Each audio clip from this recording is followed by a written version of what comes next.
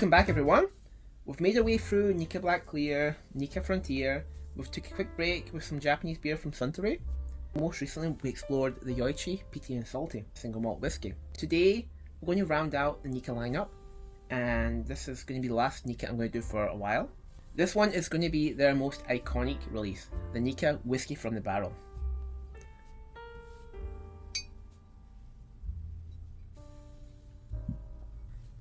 This was first released in 1985, which is a whole 40 years ago. Damn, time flies. It was created to sort of capture the complexity and richness that you get in a cask strength whiskey, or in this case it's near cask strength. And it comes in this little compact, no nonsense bottle here. It's quite a cute little bottle actually, squat, it actually fits quite well on shelves. This whiskey is just basically a marriage of malt whiskies and grain whiskies from Nikka brands. So it's mainly coming from Nikka's Yoichi, Nikka's Miyagikyo, and Nikka's Ben Nevis distillery. It's then all combined together, and it's bottled at a very nice 51.4%, which is, for a Japanese whiskey, especially for a Japanese whiskey that was released all the way back in 1985, that is something. Most tend to be released at like 43 or 46%, so having a Japanese whiskey that's released at a whopping 51+%, that's pretty nice. Because of its rather unique characteristics in the Japanese whiskey market, it has built up quite a loyal following over the years. Now, the question is, of course, this is a 40-year-old whiskey.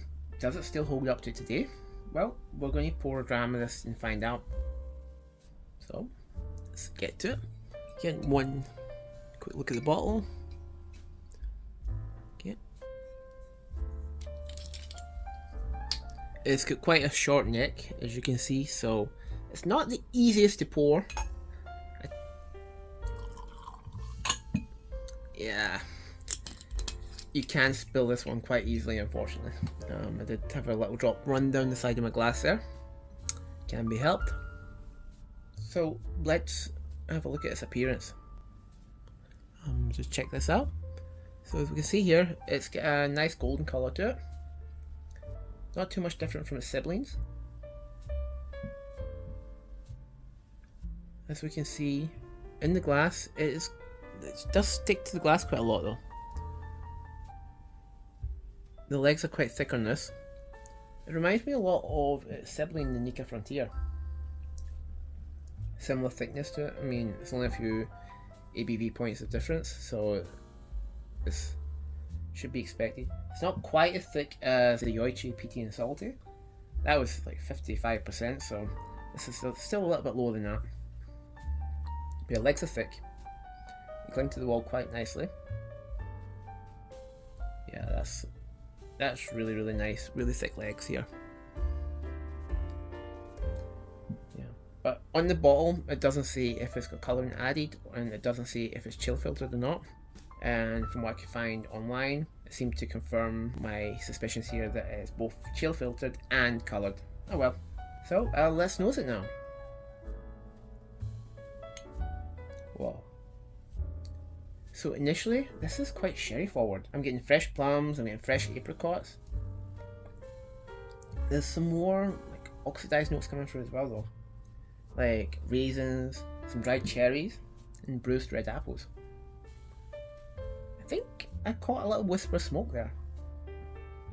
Yeah, there's a little whisper of smoke in the background too. It's sort of just dancing around. Not really making itself present. It's just sort of there in the background. You need to try hard to catch it. But it is there. What's interesting to know about this is the more I smell this, I'm picking up more and more vanilla notes. Like a brown sugar note too. Some oak. That brown sugar sort of become more like a caramel note actually. Interesting. Yeah, this is kind of wild. At first I was getting sherry notes, what you would usually find in a scotch. However, the more I nosed it there, the more sort of bourbony note was coming out. What I'd expect like from a bourbon whiskey. It was interesting. It starts like scotch, but then it evolves more into like a bourbon note. Maybe that's just the grain part of it taking over. So I think it's like, I can't remember the blend split in this. It was either 20-80 or 40-60.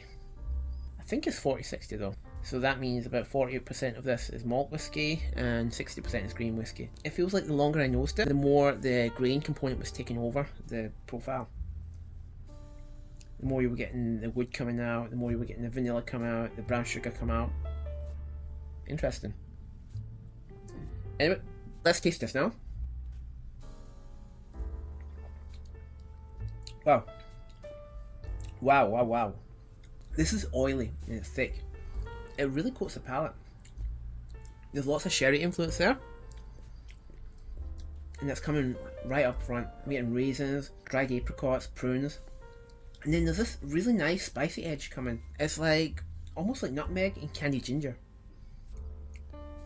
Then there's like a sort of, I say it's vanilla, honey. And then there's this malty funk coming through too. It could be the yoichi, it could be the Ben Nevis. I'm going to say maybe it's leaning more to the Ben Nevis here, but that's a little bit hard to tell. But there is definitely a funk coming from a malt that you usually find out like a malt whiskey. And then there's this like, there's this little bit of peat smoke that's hanging around. It's really subtle, and if I wasn't looking for it, I don't know if I'd find it. Like if you didn't tell me this had Ben Nevis or yoichi in it, I might not go looking for the smoke note. But yeah, it's really subtle. But you know what's really interesting about this? 51.4%. This was surprisingly smooth. It was not harsh at all. Like when I tried the Nikka Frontier, that was only 48%, but it was a lot harsher than this. This is really, really well rounded. Really, really well rounded. Back again.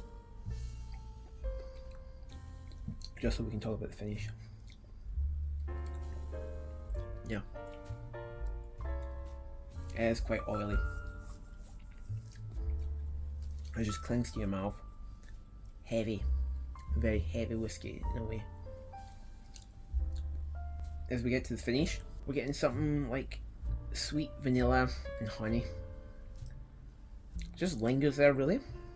It's not that much different from the palate actually, just they tend to take over and they become a little bit stronger. Everything else sort of disappears. You're just left with vanilla and honey. Kind of medium length. Simple, but enjoyable. That's quite nice.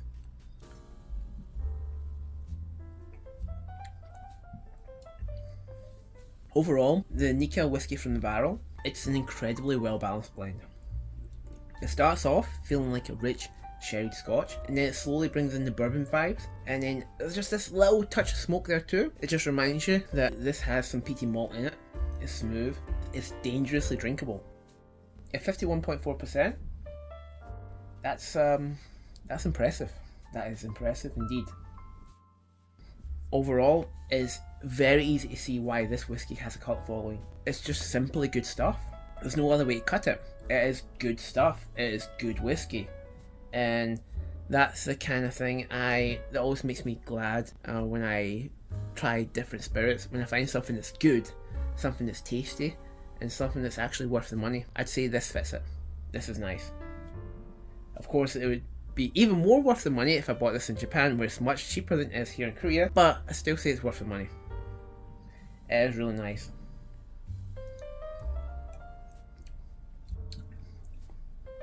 Anyway, with that folks, we draw this video to a close. Thanks for watching.